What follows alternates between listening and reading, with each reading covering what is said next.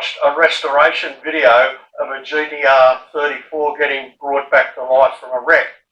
And the guy had all the bolts laid out, each one equally spaced from the other, and going from the shortest bolt to the tallest bolt. Neatness like I've never seen. This is not that build. I've reached a messy stage of this build, so I've got nuts and bolts and tools and bits and pieces all over the place. And the build's been made particularly messy because I've just temporarily draped the 4 wiring looms on the car to see where everything goes. Some of these components are big and really oversized for the car that I'm building, like this fuse box, which in the original car was placed here. But one of the issues I have, of course, is that this cockpit is half the width of what the original car was. So things are a little bit cramped here, and I have to place things carefully so I don't put them in the way where they're going to get damaged or interfere with the throttle control or your feet on the brakes.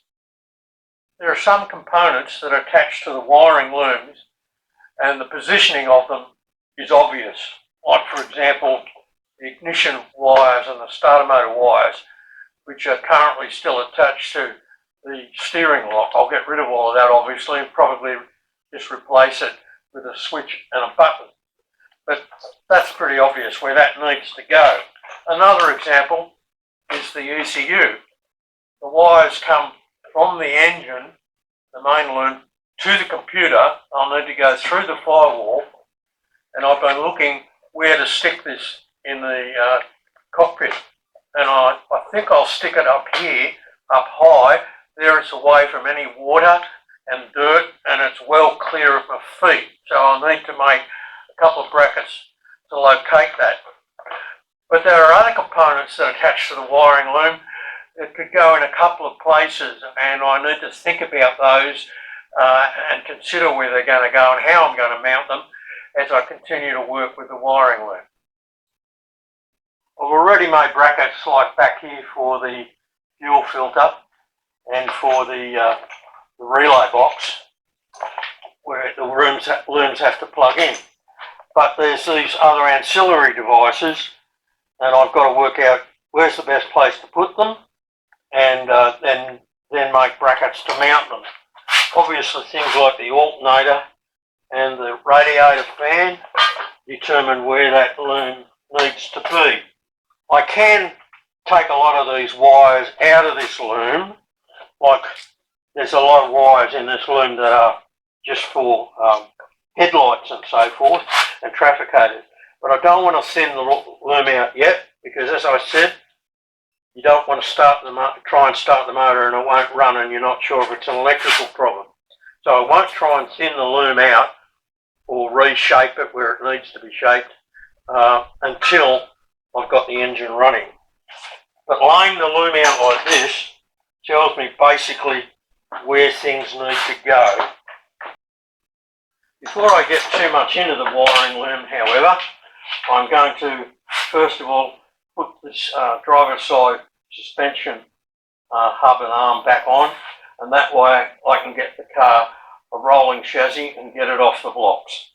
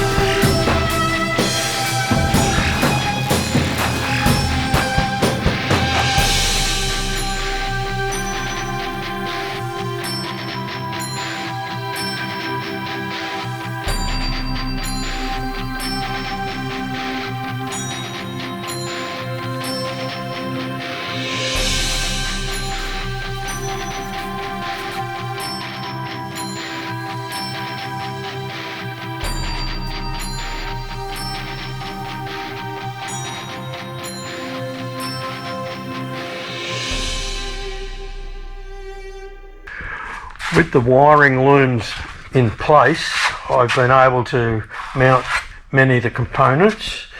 The computer I've mounted there as I planned to. Here I've got a thing that's just marked Denso, and it could be something to do with the air conditioning, whatever.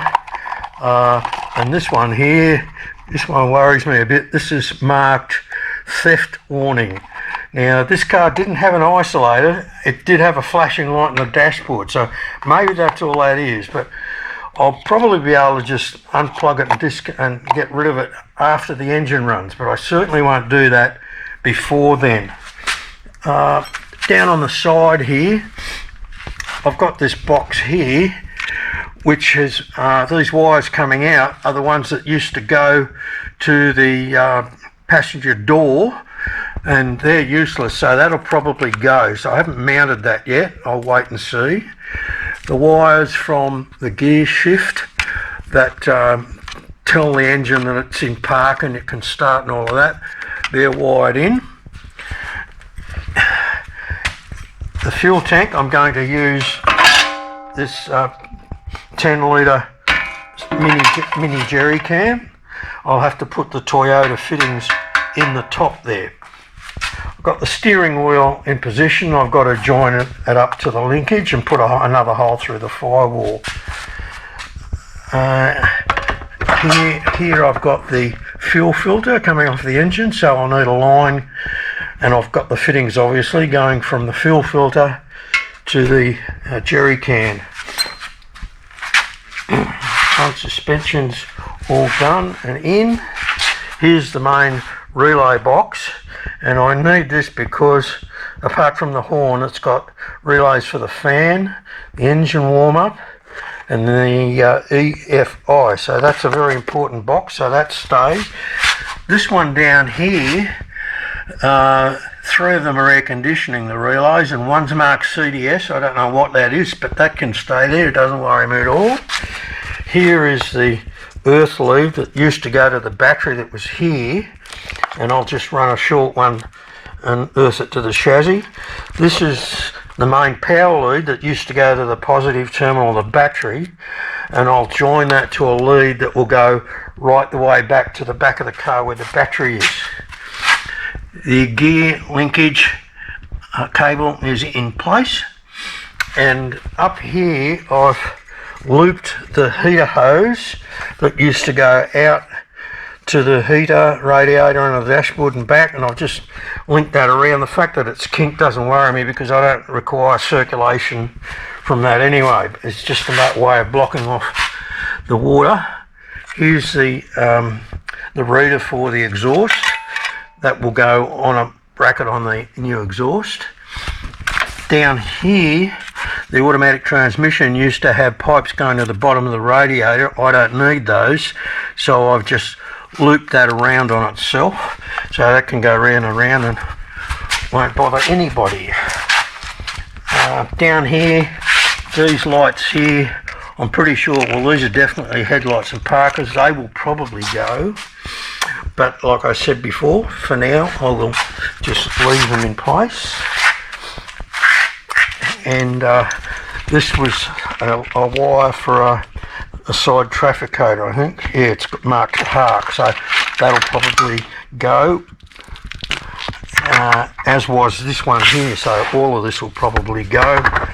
I've routed the wire through the firewall, and here's the main fuse box, 95% of which I will never need, but somewhere in there is the fuse for the radiator fan, so I want to leave that. And this wire here, which used to go down the back, carries all the rear tail lights, but importantly the fuel pump wires, so they will go forward through the firewall and up to the petrol tank. And the ignition wires are obvious, and like I said, I'm going to probably replace that lock.